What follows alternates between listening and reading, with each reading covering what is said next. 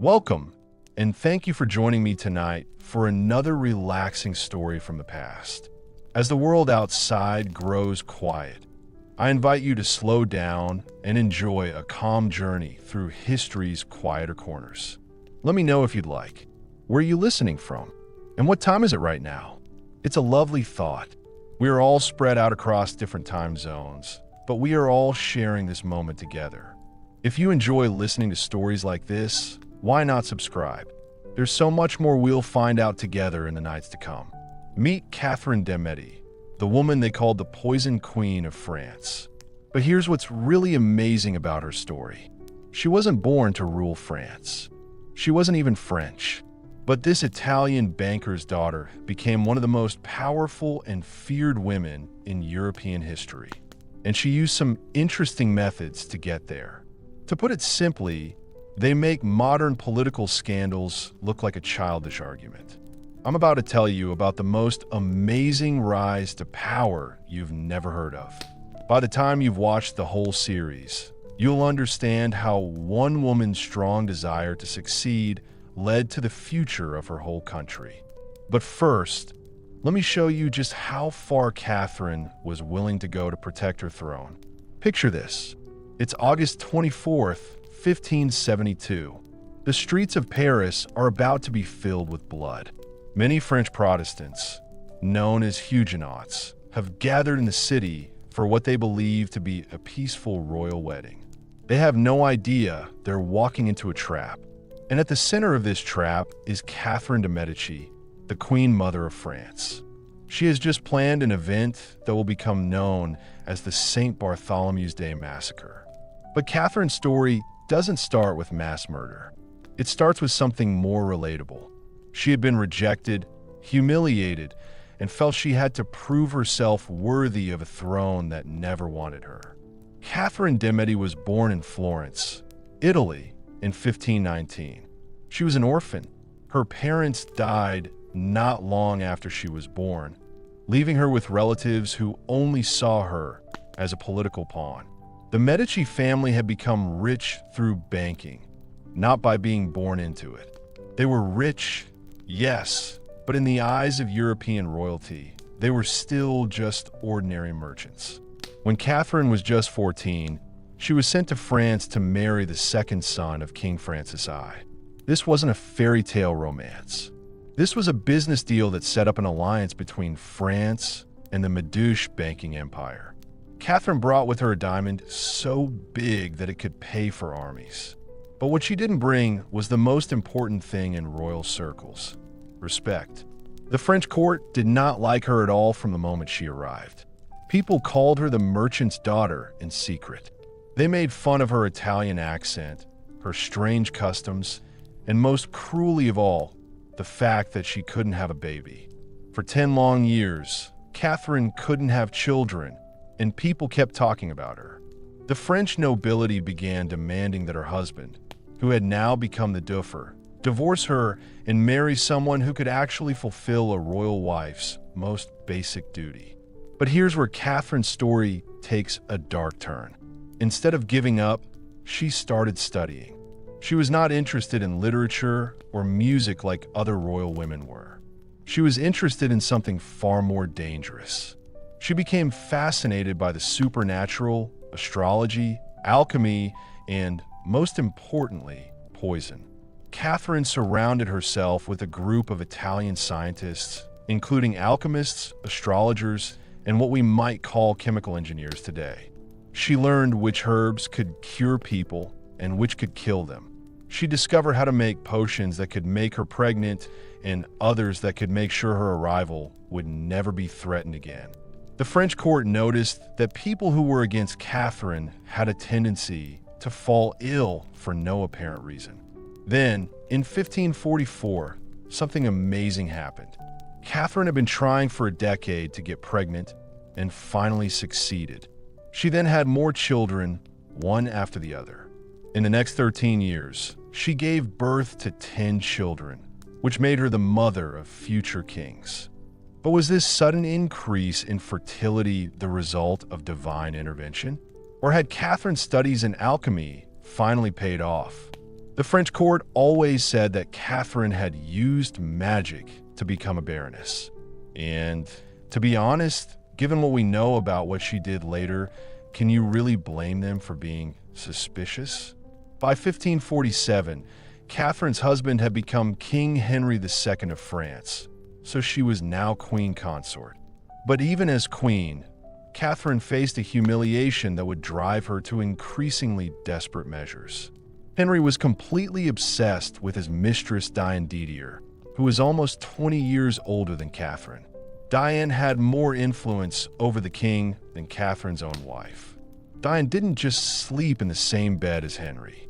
She was in charge of his political decisions, managed the country's money, and basically ruled France, while Catherine was basically just a baby-making machine for the royal family.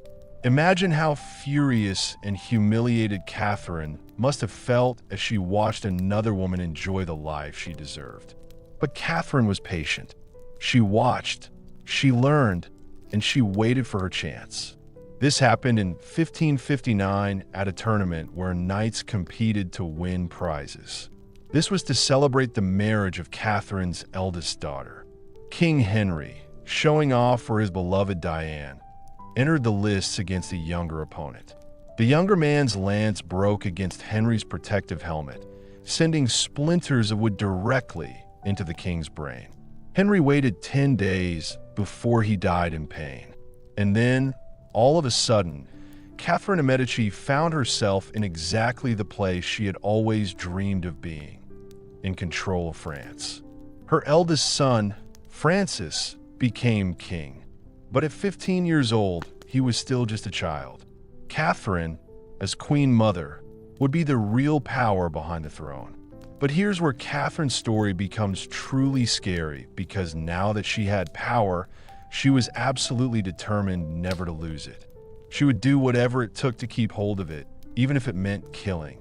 Catherine's first problem came from the person she least expected. Her new daughter-in-law is Mary, Queen of Scots. Mary had married Catherine's son, Francis. As a new Queen of France, she was both beautiful and clever, and this made Catherine look less important. Mary was from the powerful Guise family, French nobles who wanted to control the throne.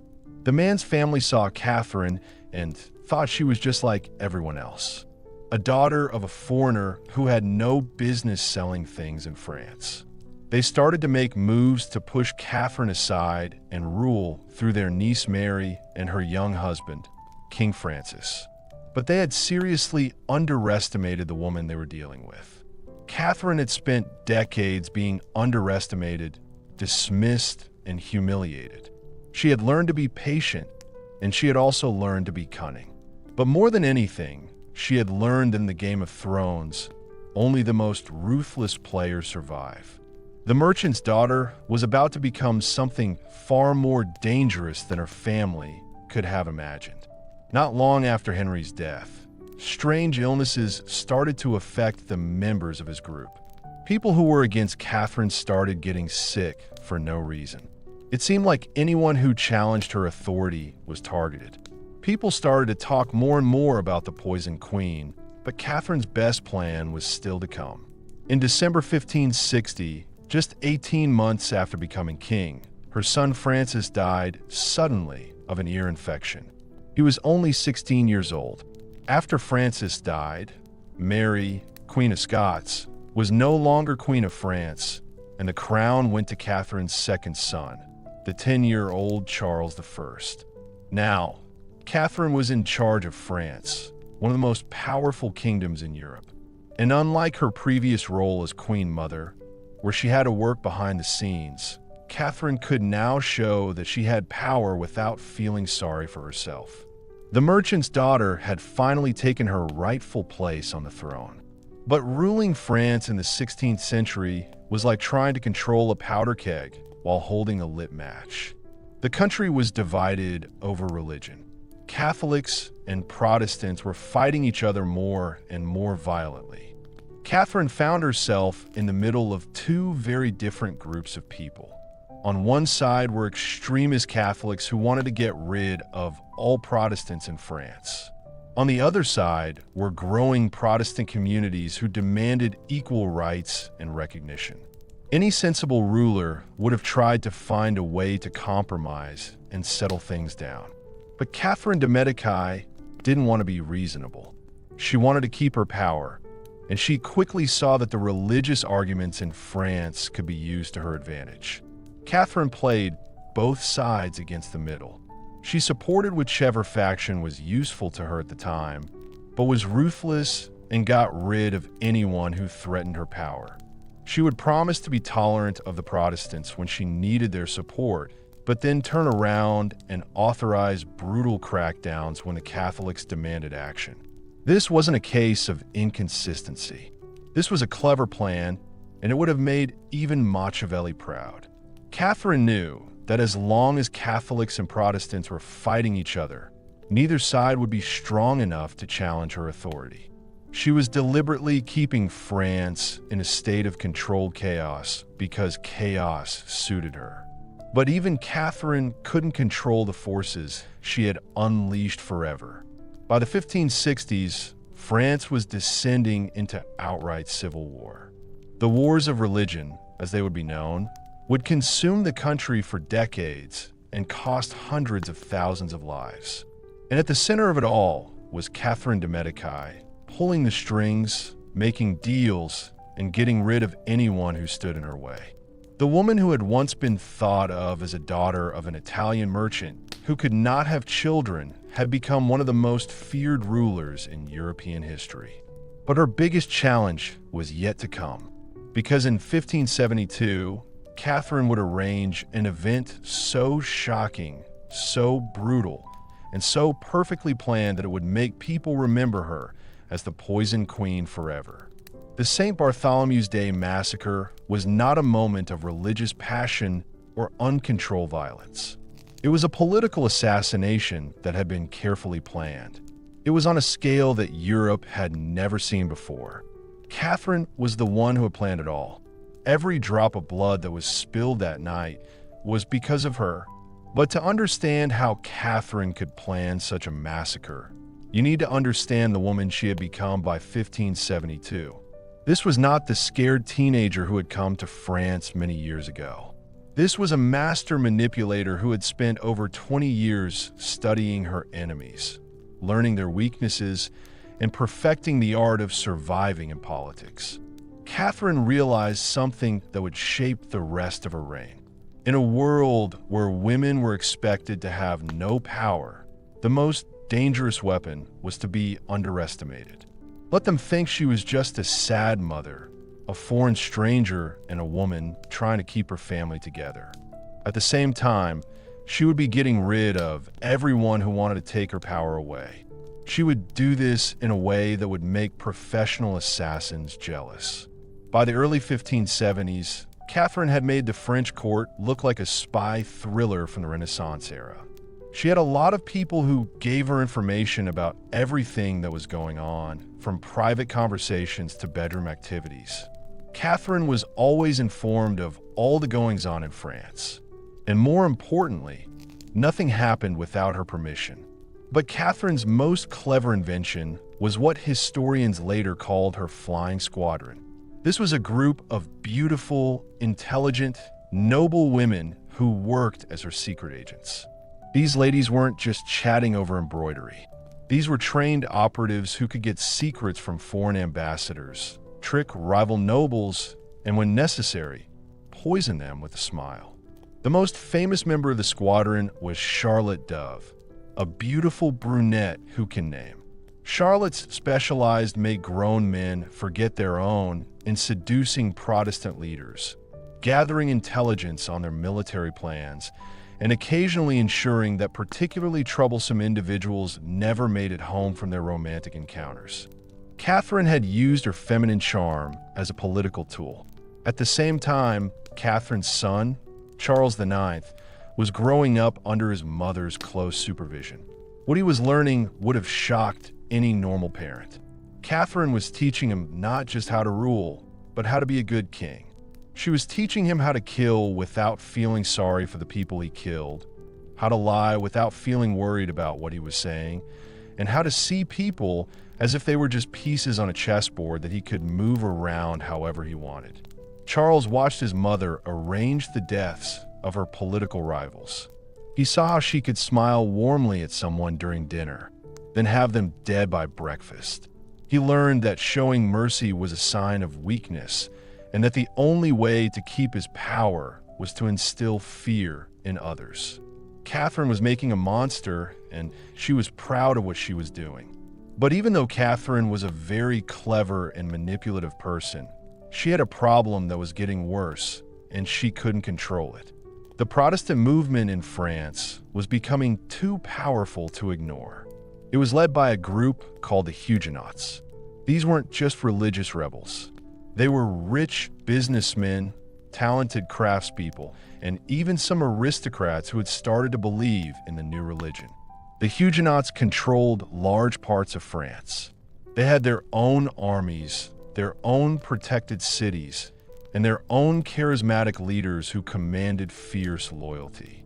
Most dangerous of all, they were beginning to question not just Catholic religious beliefs, but the entire system of royal authority that kept Catherine in power. The leader of this Protestant group was Admiral Gaspar de Coligny, a man who represented everything Catherine feared most. Coligny was brilliant, honorable, and completely honest. He was not able to be bought. He was not easily fooled or pushed around. Even worse, he was gaining influence over Catherine's son, King Charles. Give a young king a different idea of France, one that is not shaped by his mother's constant influence. Catherine was worried when she saw that Charles was spending more and more time with Coligny. He was even asking Colin for advice on military matters and religious questions. The admiral was offering Charles something Catherine never could: the chance to be an independent ruler, instead of being controlled by his mother. This was Catherine's worst nightmare.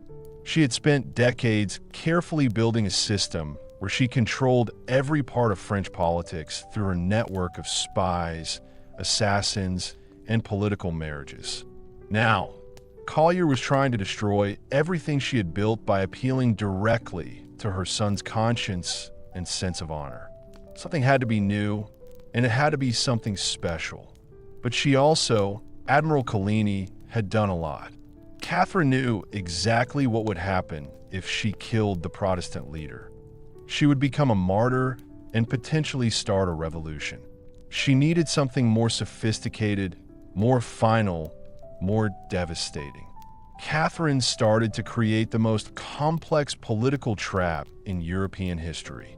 The plan was extremely cynical and very scary. She would invite the Protestant leaders to Paris for a big party, make them feel safe and welcome, then kill them all at once. The perfect opportunity came in 1572 when Catherine arranged the marriage of her daughter Marguerite to Henri of Navarre, a Protestant prince. This wasn't just a wedding. It was presented as a symbol of religious harmony, showing that Catholics and Protestants could live together peacefully. Many thousands of Huguenots went to Paris for the celebration, including Admiral Coligny and virtually every other important Protestant leader in France. They came thinking it was going to be a happy event, and that it would be the start of a time when different religions could get along. They had no idea they were walking into the most sophisticated death trap ever conceived. Catherine spent months planning every detail of what was to come. She worked with some very extreme Catholic people in Paris. She made sure that weapons would be given out and targets found. She made sure the city gates were locked so that no one could get out once the killing started. She even had lists of every Protestant household in Paris, complete with addresses and the names of family members. But the thing she did best was manipulating her. Charles was his own son. The king did not want to give permission for lots of people to be killed. So Catherine started a campaign to make him think that the Protestants were trying to take his throne.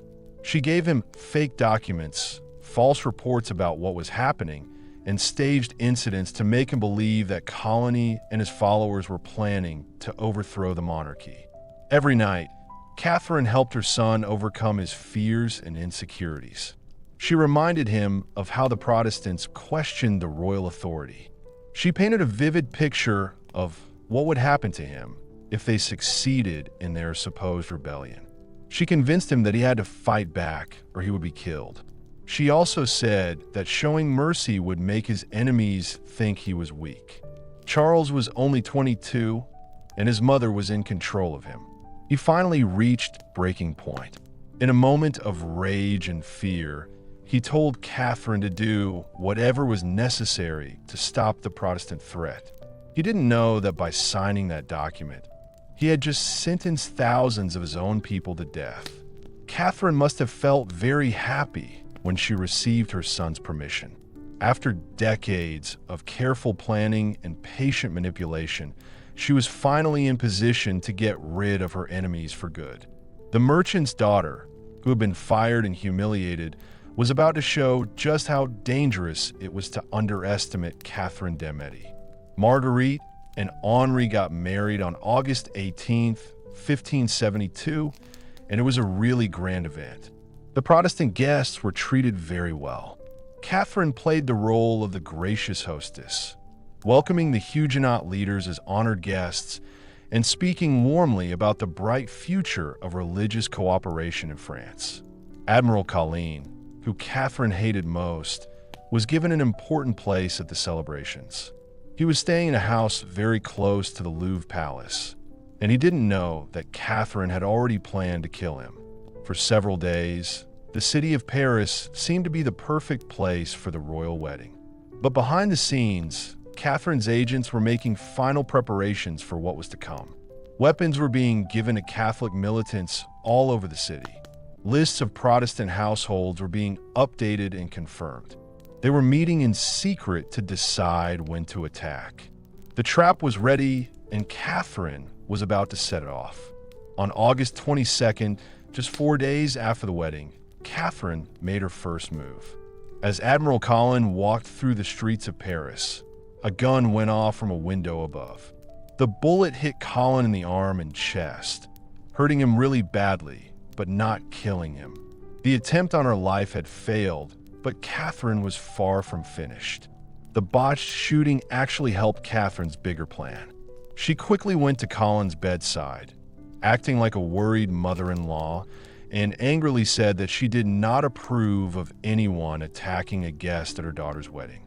She promised to thoroughly investigate the incident and make sure that the people responsible were punished.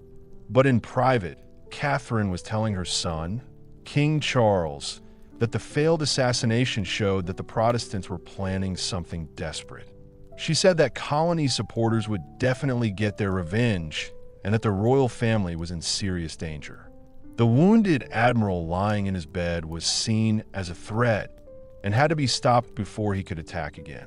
Charles, who had already been mentally prepared by his mother's deceptions for months, became more and more upset as Catherine imagined what the Protestants would do. She convinced him that Coligny's followers would blame the royal family for the assassination attempt and would certainly try to kill him in response. Catherine said that the only way to stop this was to attack first and hit hard. On the night of August 23rd, Catherine finally told her terrified son everything about her plan. Killing Admiral Coligny wasn't enough. They had to get rid of all the Protestant leaders while they were stuck in Paris. She said that this was the only way to stop a civil war. It was the only way to protect the throne. It was the only way to save France itself. King Charles, pushed to the brink of a nervous breakdown by his mother's constant mental pressure, finally gave the order that Catherine had been waiting decades to hear. The St. Bartholomew's Day massacre could begin. What happened next made Catherine de Medici well known and gave her a reputation for being cruel. On the night of August 24th, 1572, at about 2 a.m., the bells of Saint-Gilles started ringing. This wasn't a call to prayer or a celebration of the recent royal wedding. This was the signal Catherine had arranged to begin the systematic killing of every Protestant in Paris. The first target was Admiral Coligny himself. A group of armed men, led by Henri de Medici, burst into the house where the wounded Protestant leader was recovering. They found Coligny in his bed. He was still weak from his injuries and couldn't defend himself against what was coming.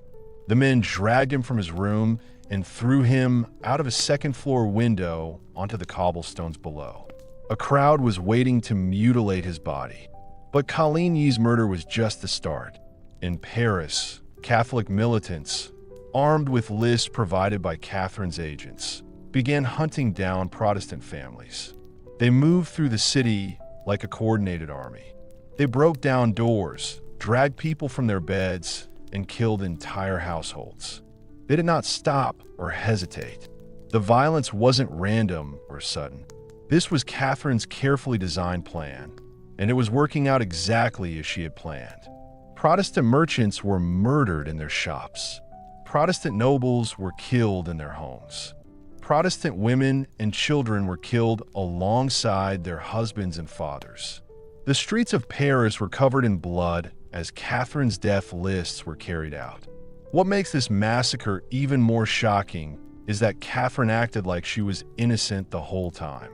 While thousands of her subjects were being killed just outside her palace walls, she continued playing the role of the shocked and upset Queen Mother.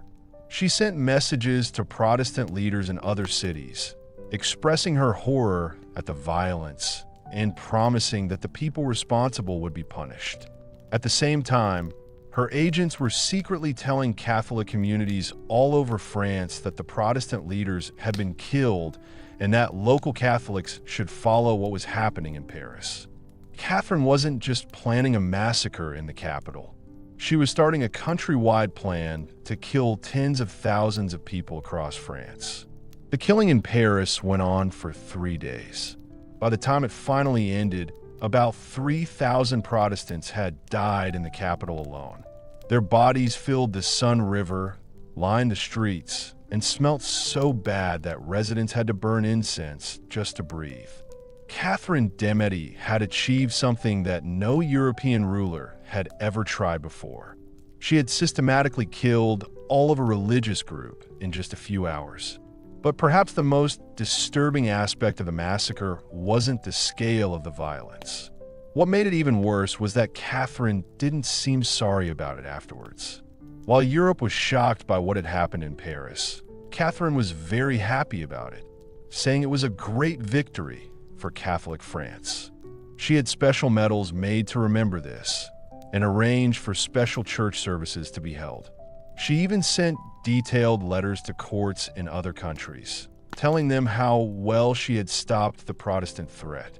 The woman, who had once been dismissed as an Italian intruder who had no power, had just shown that she was capable of organizing mass murder in the same way as a military campaign and in the same ruthless way as a serial killer. The merchant's daughter had become something far more terrifying than anyone could have imagined. After the massacre, Catherine had achieved everything she had worked towards for decades. The Protestant movement in France was destroyed. The Huguenot political organization was destroyed. Most importantly, there was no longer any major opposition to her challenge, to her control over her son. The French throne also sent congratulations to Catherine for her decisive action against heretics throughout Europe. Pope Gregory III ordered special celebrations in Rome. King Philip II of Spain praised her for attacking the Protestants. The St. Bartholomew's Day massacre was a complete and utter success. Catherine had underestimated the massacre's consequences. However, it made the religious situation in France worse. Protestants in Europe were horrified by what had happened in Paris and France, and they began to support the Huguenots. What happened in Paris also changed the nature of religious factions in France, as Catherine Hayes had predicted. After the conflicts in August were mostly about politics, they became real in 1572. Before the massacre, people had been fighting for a long time. They had learned to trust each other, and this meant that they could all live together in peace. But the Protestants in France realized that Catherine's promises to be tolerant were not true. They had seen what happened when they believed what she said about being safe. From now on, they would treat her as a trap and consider any Catholic who showed any signs of wanting peace to be a possible threat. Catherine also created a psychological precedent that would haunt France for generations. She had shown that religious differences could be a reason for any level of violence, that political problems could be solved through killing lots of people, and that whole communities could be got rid of in the name of state security.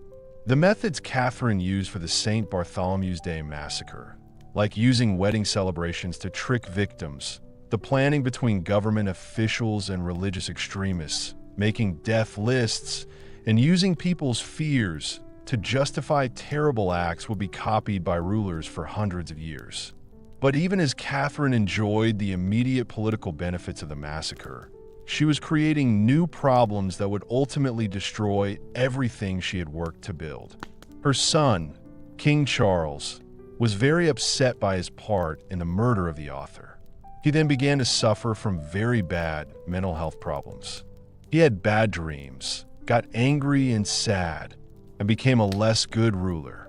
Catherine has raised Charles to be cruel, but seeing the real results of that cruelty caused a major problem in his mind. He started to question the advice his mother gave him. He felt angry about the fact that she was in control of the decisions he made. He also felt guilty about the thousands of deaths he had allowed to happen. The perfect puppet ruler Catherine had created was starting to develop a conscience, and that threatened everything she had accomplished. But the Protestant leaders who had not been killed were not just giving up and being forgotten. They were getting ready for a war to get their revenge against Catherine and everything she stood for. The Huguenot strongholds in the south of France became centers of resistance. Here, Protestant military commanders trained armies to march on Paris and overthrow the regime that had tried to kill them. Catherine found herself facing exactly the kind of organized Protestant rebellion that she had tried to stop by killing a lot of people. But now these rebels weren't fighting for religious tolerance or political rights. They were fighting for their lives against a government they knew was planning to kill them all. It's funny how Catherine's situation is so ironic, but it's also really sad. In trying to get rid of the Protestant threat by killing lots of people, she had made a far more dangerous and unstoppable enemy than had ever existed before. The religious rebels of the 1560s had been united in their fight against the woman who had tried to destroy them. But Catherine de Medici was not a woman who admitted mistakes or changed her mind when she faced the consequences of recognizing that the massacre had been a strategic disaster. She thought that being violent would solve her problems. If killing 3,000 Protestants hadn't solved the religious crisis, she would simply have to kill more. During the 1570s, Catherine continued to order military campaigns against Protestant strongholds. She gave money to Catholic Huguenot cities and to armies that were burning down whole communities and killing prisoners without trial. She kept her network of assassins who targeted Protestant leaders throughout Europe. She even started exploring diplomatic alliances with other Catholic powers who might help her finish what the St. Bartholomew's Day massacre had started. But every new atrocity made the Protestants even more determined and got more people in other countries to support the Huguenots. Catherine was trapped in a cycle of violence that she couldn't escape because she refused to see that violence itself was the problem. The woman who had once been so skilled at political manipulation was now reduced to using crude force as her main tool of statecraft.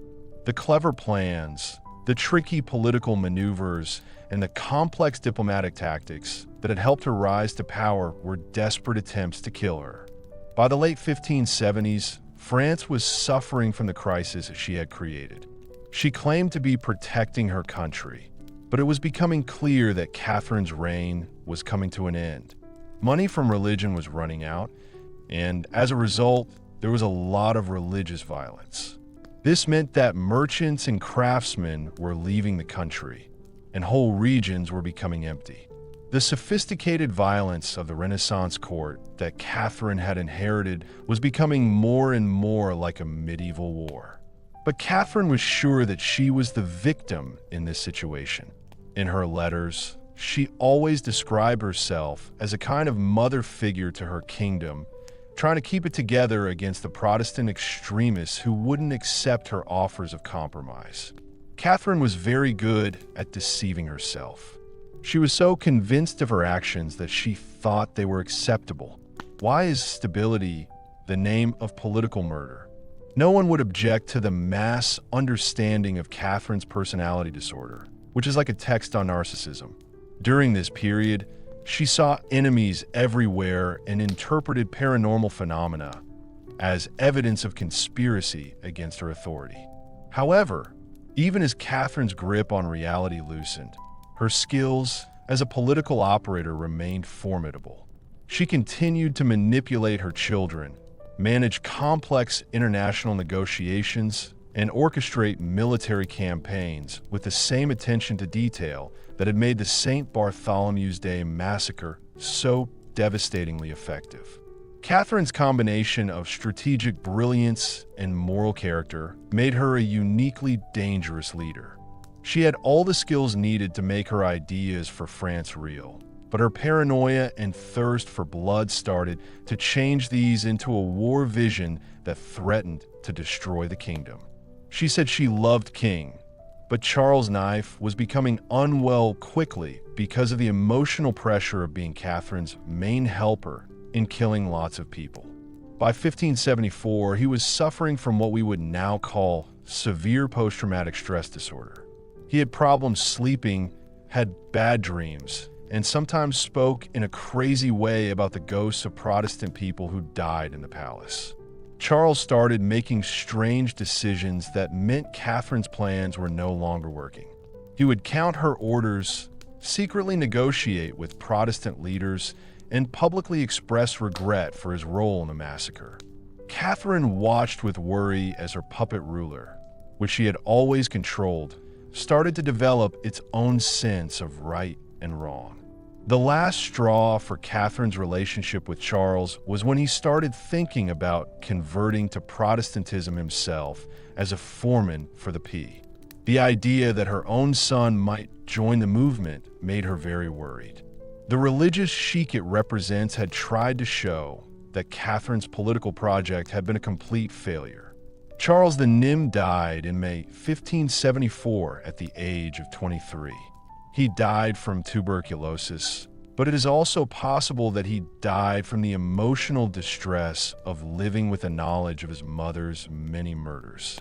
His last words were said to be an apology to God for the St. Bartholomew's Day massacre and a request for forgiveness for the innocent blood on his hands. After Charles died, the crown went to Catherine's third son, Henri III, who was the king of Poland at the time. Catherine immediately started making plans to bring Henri back to France and get him back on the throne. She was 54 years old, had already buried 2 of her sons, and was facing the most serious political crisis of her career. But Catherine de Medici would never give up. The woman who had changed from a hated foreign bride into the most feared ruler in Europe was not going to let a falling kingdom and a lot of dead bodies stop her from getting more power. If anything, the chaos in France only convinced Catherine that it was more important than ever to keep control. But Catherine was about to discover that even she had limits to how much destruction a single person could cause before the very foundations of civilization began to crumble beneath her feet. When Henri III came back to France in 1574, it should have been a new start for Catherine's political plans.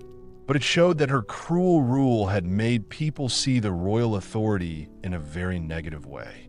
The new king arrived to find a kingdom that was very different from the sophisticated Renaissance court his mother had inherited decades earlier. Paris itself had become a city haunted by its own recent history. The neighborhoods where Protestant families had been killed remained partially empty. Their abandoned houses are sad reminders of what happened when people trusted Catherine and her promises. The same river, which had once carried the bodies of massacre victims, now seemed to carry a feeling of fear that affected every aspect of daily life. But Catherine's most immediate problem wasn't the ongoing effects of the massacre. It was because her new puppet king had his own ideas about how France should be governed. Henry III had spent 2 years as King of Poland. There, he had learned to appreciate the idea of religious tolerance, accepting different religions, and political compromise working together. He went back to France with a shocking idea that would terrify his mother. Maybe killing lots of people wasn't the best way to solve political problems. Henry's first big decision as king was to start talking in secret with the Protestant leaders who were still alive. They wanted to end the religious wars that were costing France a lot of money. He met with Huguenot representatives without Catherine knowing, offering real concessions and talking about how to allow different religions to exist together. For the first time in decades, it looked like France might have a ruler who preferred talking things through to killing people. Catherine was really angry when she found out what her son was doing. The woman who had spent her whole adult life believing that giving in to others was a sign of weakness could not understand why Henri would talk to people she considered terrorists and heretics. She used the same psychological tactics that had worked so well on his brother Charles, painting a vivid picture of Protestant treachery and warning him that showing mercy would be seen as a sign of weakness by his enemies. But Henry III was not the upset young man his brother had been.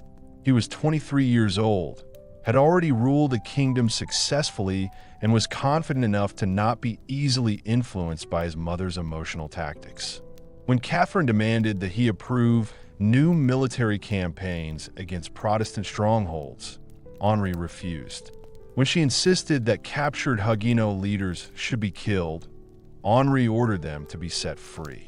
The perfect partnership between mother and son that had planned the St. Bartholomew's Day massacre was falling apart. Catherine found herself in an unusual situation where she had to fight her own son for control of the kingdom she had spent decades trying to secure. The woman who had stopped anyone from taking her power away was now facing her biggest challenge from inside. A king who no longer trusted her decisions and was actively working against her.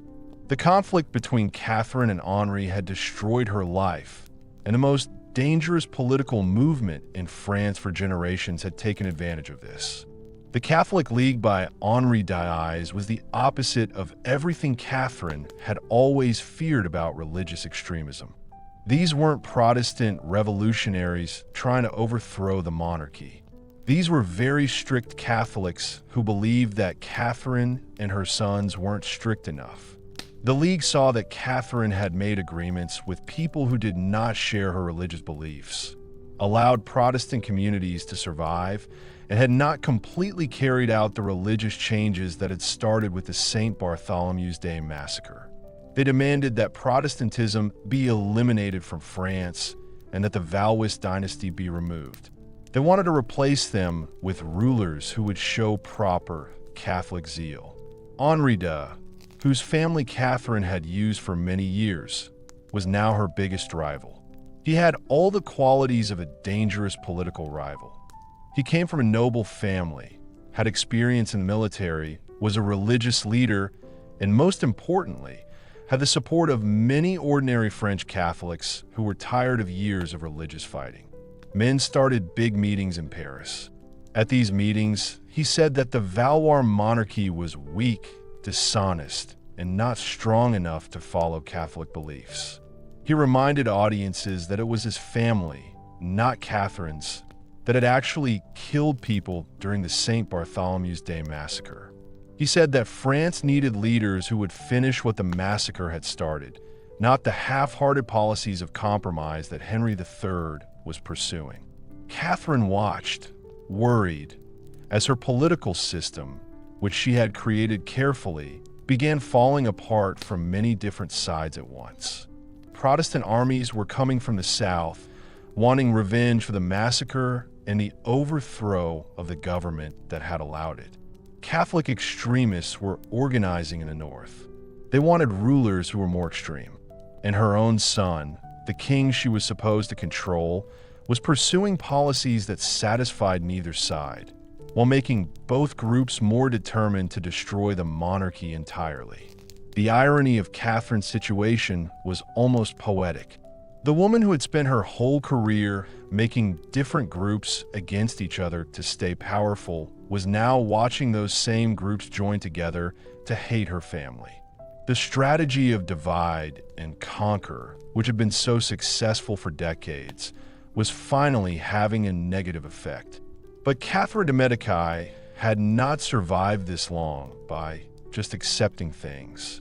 If her son wouldn't agree to the action she thought was necessary, then she would simply have to do it herself. The Poison Queen was almost 60 years old. She was about to show that she was still as cunning as ever. She had been a most feared woman in Europe because of her cunning. Catherine's first target was Henri d'Ailly's himself. She started making a plan to kill the Catholic League's leaders, but make it look like it was Protestant extremists who did it.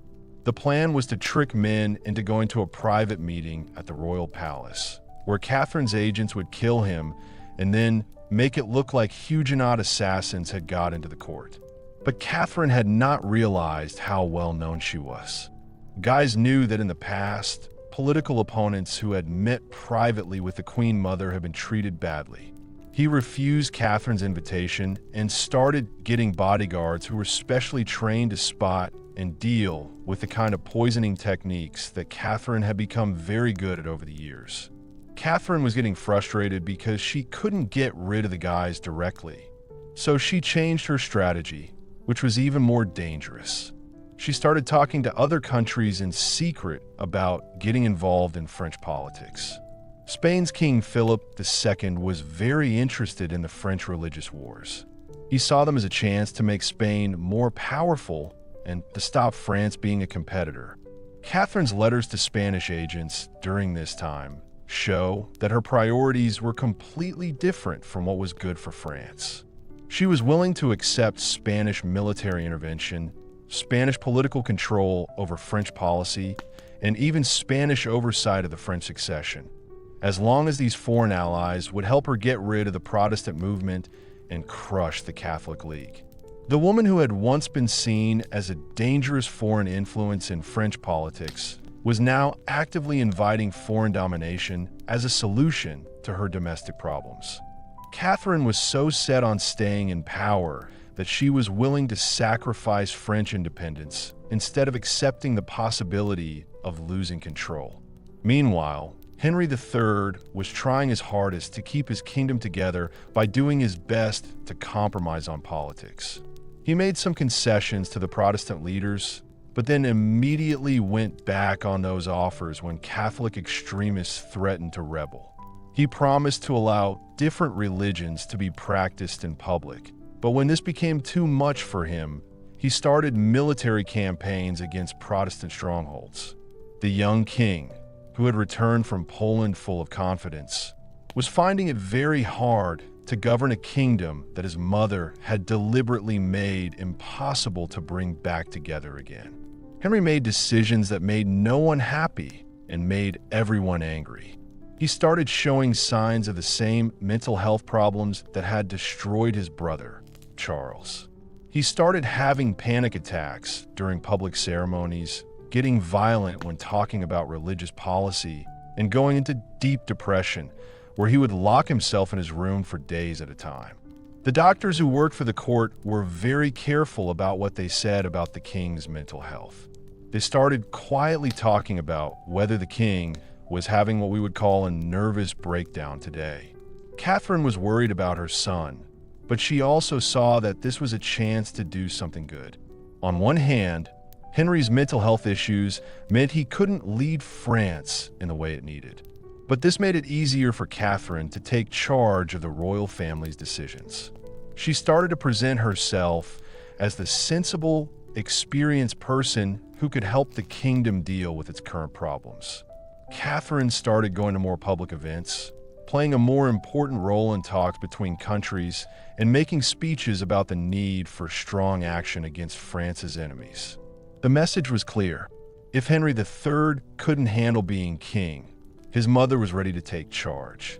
But Catherine tried to make herself look like someone who could stop the fighting, but the French nobles realized that she was the main reason for the crisis. The St. Bartholomew's Day massacre hadn't happened in the past.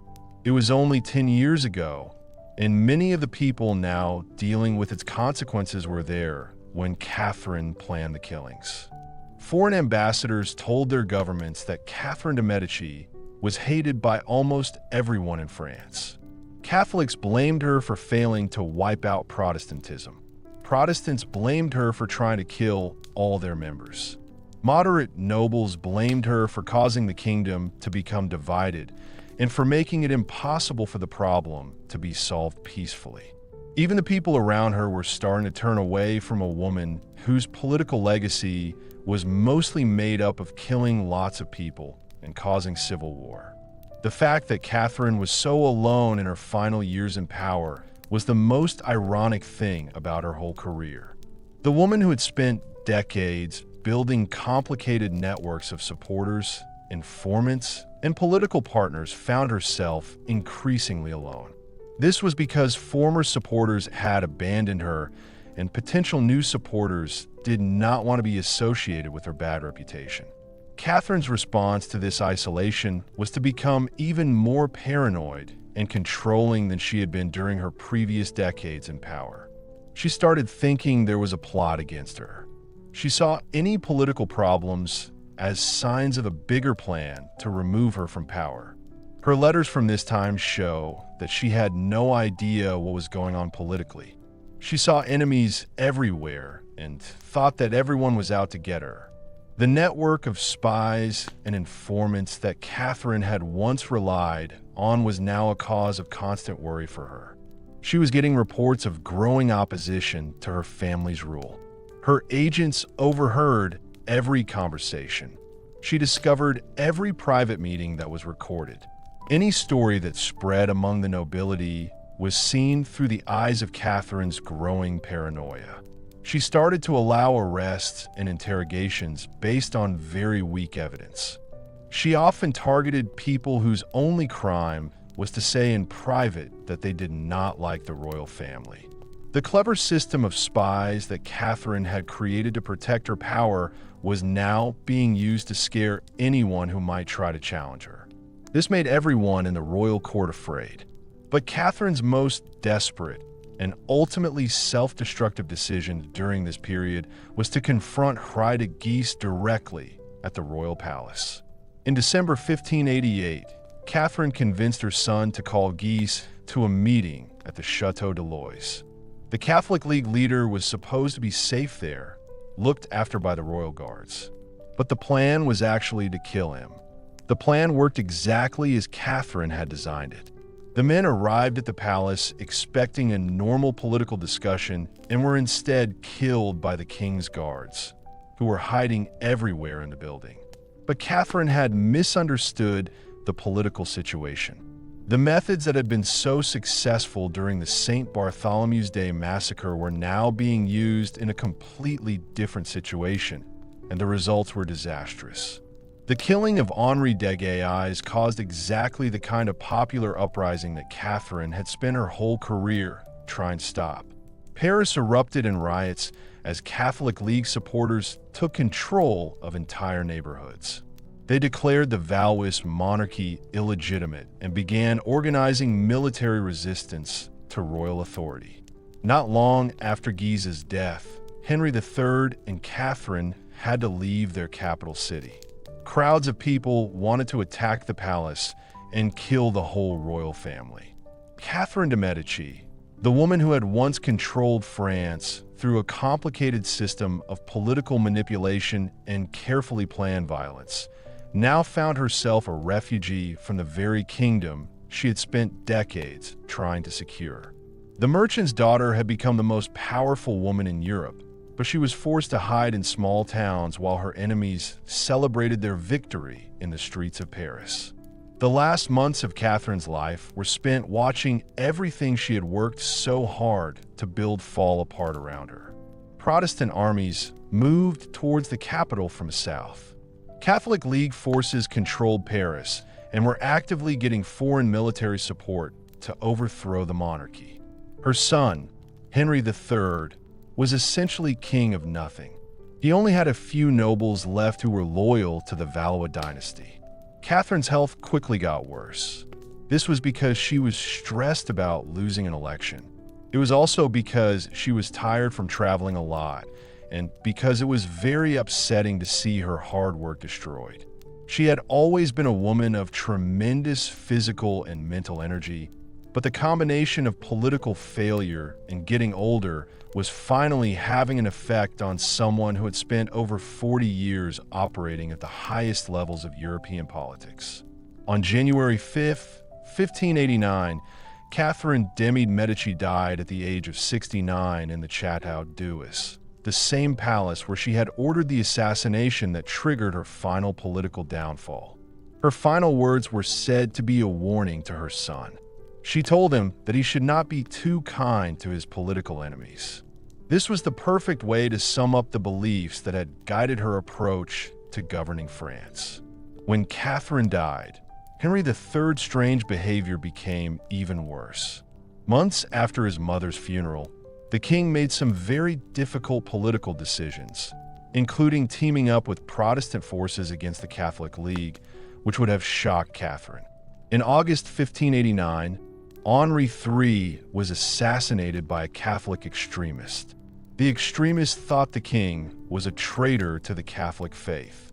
The death of Henri III marked the end of the Valois dynasty and the start of a new period in French history under Henri IV, the Protestant king who would eventually convert to Catholicism. This brought the religious wars to an end through political compromise, which Catherine had always rejected. The woman who had tried to solve France's problems through mass murder and political terror was ultimately succeeded by a ruler who achieved peace through tolerance and negotiation. But Catherine's impact was more than just the short-term effects of what she did in politics. The methods she had created for political control, using information networks to watch and learn about possible enemies. The government's policies are in line with those of religious extremists. The way in which popular fears are used to justify authoritarian actions. And most importantly, the willingness to use mass violence as a political tool would be studied and copied by ambitious rulers for centuries to come. The St. Bartholomew's Day Massacre is an example of a genocide that was caused by politics. It is an example of this type of genocide that was used many times in the past. Catherine showed that religious differences could be used to justify the systematic killing of whole communities. This was a precedent that would be used by people who supported ethnic cleansing and religious persecution for many years in the future. Perhaps most disturbing of all, Catherine's career illustrated how quickly political systems could be corrupted by leaders who put personal power before morals. The Renaissance court that she had inherited was a center of artistic achievement, intellectual advancement, and diplomatic sophistication. Under her influence, it became a tool for producing political fear and religious war. Catherine de Medici's change from a powerless foreign bride to the most feared ruler in Europe is one of the best examples in history of how total power can corrupt totally. Her story is a warning about what happens when you combine intelligence and determination with a lack of morals and a strong desire for success. The woman they called the Poison Queen had poisoned more than her political enemies. She had made people think that the French monarchy was bad and that violence and fear were better than respect and loyalty. Her reign showed that one person could cause a lot of harm to a whole civilization that would take many years to fix. But Catherine's story also tells us something important about political power. Even though she was clever, had a lot of cunning, and was very determined, she still failed to achieve her most basic objective, to make sure the Valois dynasty was in control of France. The method she used to gain power meant that her family could not keep it. Catherine de Medici's career shows that you can be successful in politics without being ruthless, but that being ruthless can eventually harm your career. Catherine was so feared and hated during her reign of terror that she ended up with more enemies than she could ever have hoped to defeat. Catherine's story makes us think about whether being a good leader means being a good person. She was one of the most successful political operators in European history. She had the skills to beat her opponents, build complicated alliances, and use very clever strategies. But her lack of morals meant that all her skills were useless. The merchant's daughter had always dreamed of showing that she was worthy of a throne she never inherited by birth. Now, she had shown the world what she was capable of. But what she proved was that it was possible to be brilliant and monstrous, successful and ultimately self-destructive, feared and ultimately despised. Catherine de Medici's legacy reminds us that political leaders should ask themselves not only whether they have the skills to gain and maintain power, but also whether they have the wisdom and moral courage to use that power in ways that actually serve the people they claim to represent. The Poison Queen had answered that question in the clearest way possible, and the answer had made everything she touched dangerous. Her story is still really interesting for historians and political scientists because it shows how power can be corrupted and how political extremism can actually make things worse. Catherine's rule is a perfect example of how even the most advanced political plans can backfire if they ignore the moral impact. But perhaps the most important lesson of Catherine's career is that the methods she created for keeping control through fear and violence are still used today. The methods she developed for changing what people think, getting rid of political opposition, and using religious extremism as a tool of statecraft have been improved and used by authoritarian leaders throughout history. So, understanding Catherine de Medici's story is important. It helps us understand the past and be aware of the kinds of political tricks that are still used today. The Poison Queen's influence can still be seen today in places where leaders put power before morals, fear instead of hope, and violence instead of justice. The woman who had been thought of as nothing more than a foreign merchant's daughter had indeed changed the course of European history, but not in the way she had intended.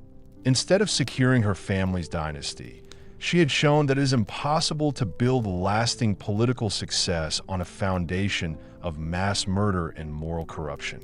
Catherine de Medici's time in power is a strong argument for the idea that how we get power is as important as whether we get it.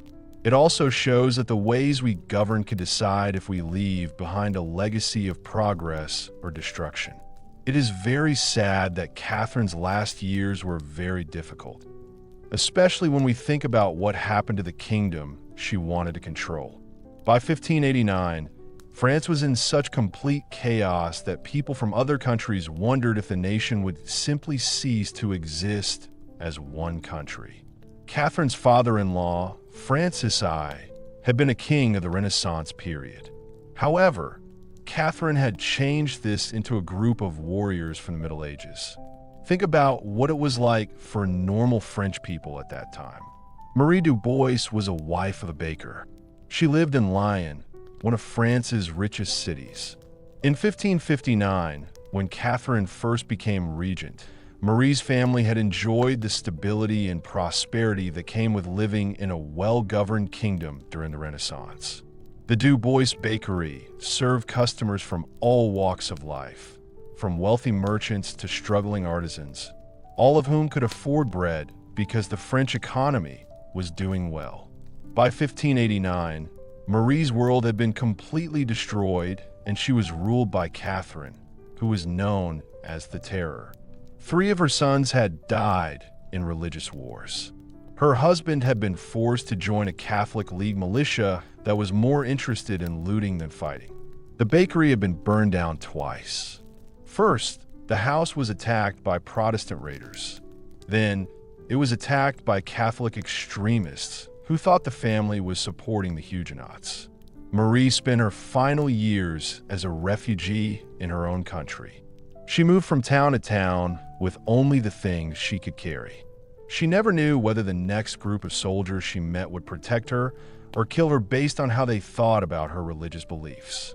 The France of her youth, where everyone had a good job and lived in peace, was now a dangerous place where you had to be very careful. You had to know which group controlled each area you passed through. Stories like Marie's were repeated hundreds of thousands of times across France during Catherine's reign. Entire regions that had been busy with business and culture were emptied of people because of violence, disease, and starvation. Cities that had been amazing places to look at were destroyed by fighting. The clever road systems that had been built to connect communities in France were no longer used because it was too dangerous for ordinary people to travel. But perhaps the most sad thing about Catherine was what happened to the idea of royal power. For a very long time, French kings have been seen by their people as rightful rulers chosen by God to lead with wisdom and fairness. Even during times of political conflict, people have always thought that the monarchy represents stability and continuity in French society. Catherine's reign had completely changed that idea. By the time she died, most people thought of the French monarchy as just another group of armed people fighting for control through violence and intimidation. The idea that the royal family were special and should be obeyed was damaged forever when Catherine showed that kings and queens were just as capable of killing lots of people as any other criminal. The psychological damage Catherine caused to French society was more long-lasting than the immediate trauma of religious warfare. She had changed how French people thought about political power, religious identity, and how society works together. The optimism that was typical of the early 16th century in France, where people believed in human reason and the possibility of progress, had been replaced by a belief that people were basically bad and that politics was a bad thing. Jean-Baptiste Marot was a philosophy student at the University of Paris when Catherine arranged the St. Bartholomew's Day Massacre. He had been learning about the humanist texts that celebrated human dignity and the possibility of creating fair societies through talking and understanding each other. The morning after the massacre, Jean-Baptiste walked through streets full of dead bodies. These people had only been guilty of being part of the wrong religious group. The experience made Jean-Baptiste lose faith in the Renaissance ideals he had been studying. He stopped thinking about philosophy and spent the rest of his life as a disillusioned and negative businessman who trusted no one and always thought the worst of politics. His personal change was similar to the changes happening to French society under Catherine's influence. The smart and cultural achievements that made 16th century France an important place for the European Renaissance were destroyed by the fear and violence caused by Catherine. Artists left the country to avoid being caught up in religious persecution. Scholars stopped their research to focus on basic survival. The networks of people who supported new ideas and culture were broken up by constant wars and economic collapse. Catherine had not just failed to make sure her family was in charge of France. She had actively destroyed the foundations of the civilization she claimed to be protecting. The kingdom she had inherited was now like a medieval time of extreme cruelty, but with the added efficiency that came from using the Renaissance's way of organizing things to kill lots of people. The effects on the international situation of Catherine's reign were also very negative for France. European countries that had previously seen France as an intelligent ally or strong competitor now saw it as a disorganized, failed state that was not a serious threat to anyone except its own people. Spain, England, and the German principalities started making plans to divide up French territory when the kingdom finally fell apart. Reports from the ambassador at the time show that France's diplomatic credibility completely collapsed. In the past, foreign courts tried to get French support, but now they don't want to be linked to a government that is seen around the world as being bad at politics and extreme in its religion. Catherine was known as the Poison Queen. Other European rulers were worried about being connected to her family because of this. The economic consequences of Catherine's policies were perhaps even more destructive than the immediate political chaos. When Catherine was in charge, France was one of the richest countries in Europe. It had lots of successful businesses, good farming areas, and clever factories. By the time she left, the French economy had got 40% smaller. Think about what happened to the French textile industry. This was one of the kingdom's most important sources of wealth and international trade. But entire industries have disappeared and formerly prosperous regions have fallen to poverty. Protestant merchants and craftsmen were very important in developing new ways of making things and in setting up trade relationships with other countries. Catherine's persecution of the Huguenot communities destroyed much of this expertise and business infrastructure. Pierre Fontaine was a master weaver. He lived in the city of Tea. His family had been making luxury fabrics there for 3 generations. His workshop employed over 50 people and sold textiles throughout Europe. Pierre was a Protestant, which made him a target during the religious wars. In 1576, his whole business was destroyed by Catholic League militants. They accused him of using his business contacts to fund Huguenot military activities. Pierre survived, but lost everything else. His workers were scattered, his equipment was destroyed, and his business relationships were over. He spent the rest of his life working as a day laborer. He saw the French textile industry, which his family had helped to build, being destroyed bit by bit because of the religious conflicts Catherine had encouraged. The same kind of thing happened in every part of the French economy. The banking networks that had made international trade possible were interrupted because of religious persecution. Farming communities were repeatedly devastated by military campaigns, which meant that agricultural productivity declined. Big cities that used to be full of new ideas became empty ruins. People who survived there had to focus on staying alive. The effect that Catherine's reign had on the population was also very bad. Historians think that France's population fell by about 15% during the 30 years of religious wars that it caused or made worse. This wasn't just about the number of people killed or wounded in battle. Many areas saw their population numbers drop a lot because of diseases, not having enough to eat, and people moving away. The city of La Rochelle is a really clear example of this problem. In 1560, La Rochelle was a busy port city with over 30,000 people. They were involved in international trade, building ships, and related industries. The city's Protestant majority made it a target for Catherine's persecution, and by 1590, the population had fallen to fewer than 8,000 survivors living in a partially ruined urban landscape. What happened to all the people who used to live in La Rochelle? Some died while fighting in wars. Others died from the diseases that often spread in areas where there is war. Many of them just left the country. They went to Protestant areas in the Netherlands, England, or German territories, though they could practice their religion without worrying about being killed. This pattern of population loss and economic disruption was repeated all over France, creating a downward spiral where violence led to economic collapse, which created desperation that fueled more violence. Catherine had trapped her kingdom in a cycle of self-destruction that seemed impossible to break through normal political methods. But perhaps the most significant way Catherine damaged French society was through her corruption of the moral and intellectual framework that held society together.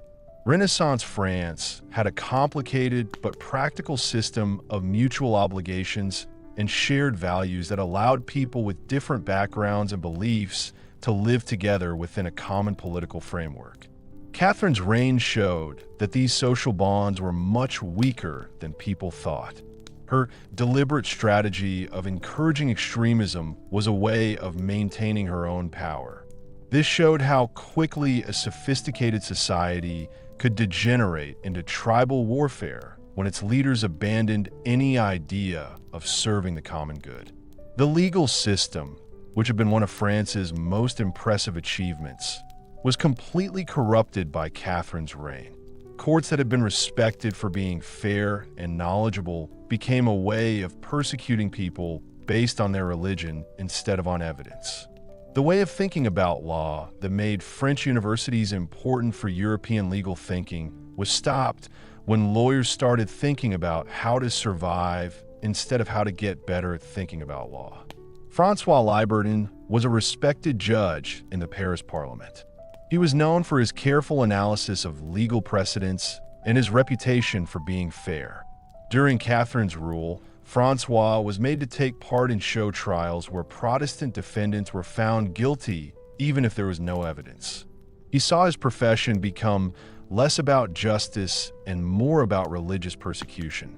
François's personal diaries from this time show how hard it was for him to take part in a system he knew was basically dishonest.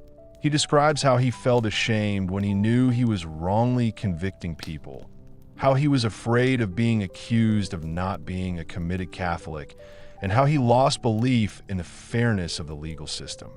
By the time Catherine was no longer queen, François was a broken man.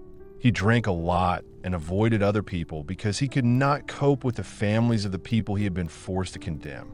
The education system that had made France a center of European intellectual life was also corrupt under Catherine's influence. Universities that used to be places where people could talk about any topic freely became places where religious beliefs were taught, and people who questioned these beliefs could be put in prison or even killed.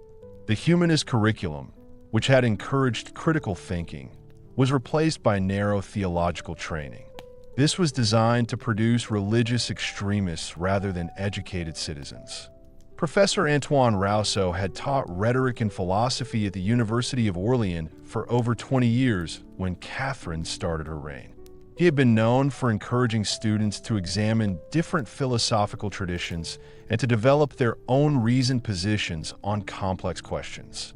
During the religious wars, Antoine had to stop learning Catholicism and start learning our religion instead. Antoine's letters show how sad he was to see his students go from being interested in learning to being too focused on finding mistakes in others instead of studying. The interesting work he did at the start of his career was replaced by a boring routine of teaching that suited Catherine's political needs, but destroyed the educational mission he had devoted his life to. The art and culture that made the French Renaissance court so important for Europe was also destroyed by Catherine's rule.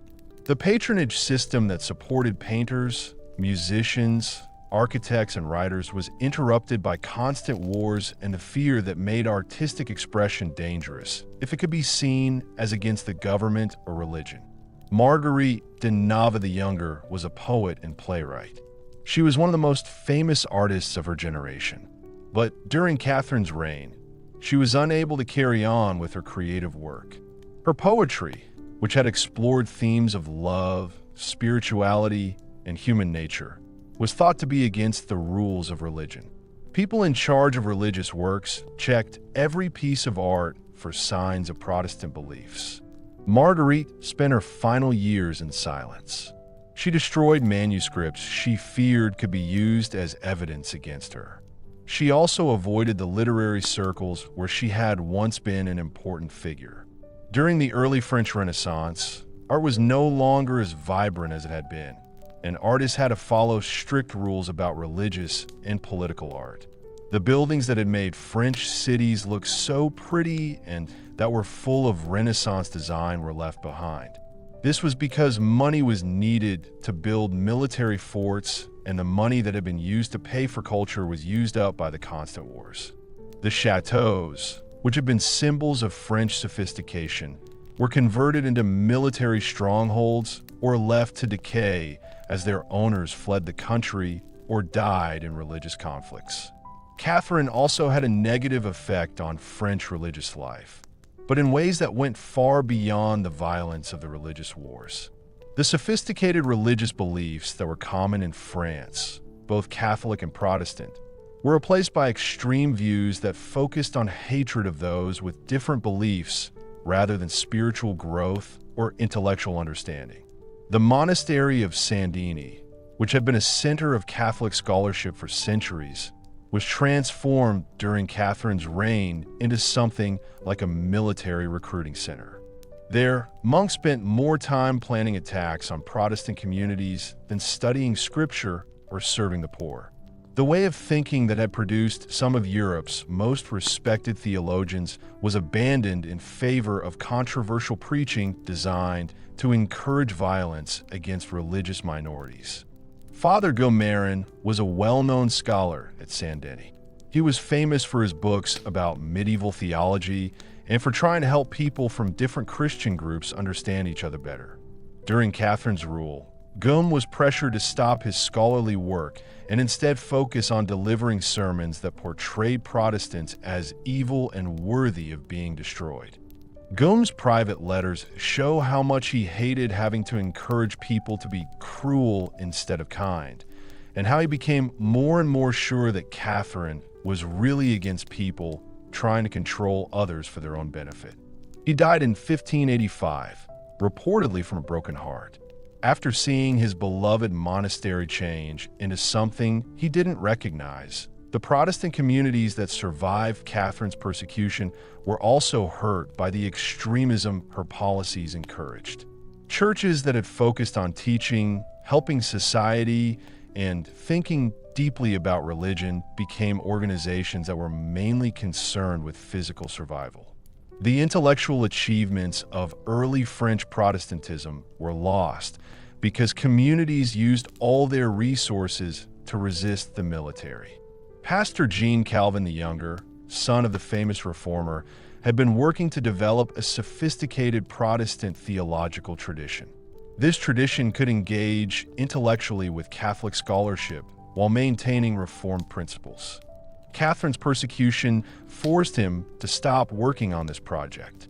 Instead, he started to organize military resistance and provide spiritual support to communities that were always at risk of being killed. Jean's later books show how he felt bitter about his life's work being destroyed by political situations that he couldn't control. The religious ideas he had hoped to bring together were never finished because the conditions he needed to do this kind of work were destroyed by Catherine's very bad rule. The long-term effects of Catherine's destruction of French intellectual and cultural life affected many people.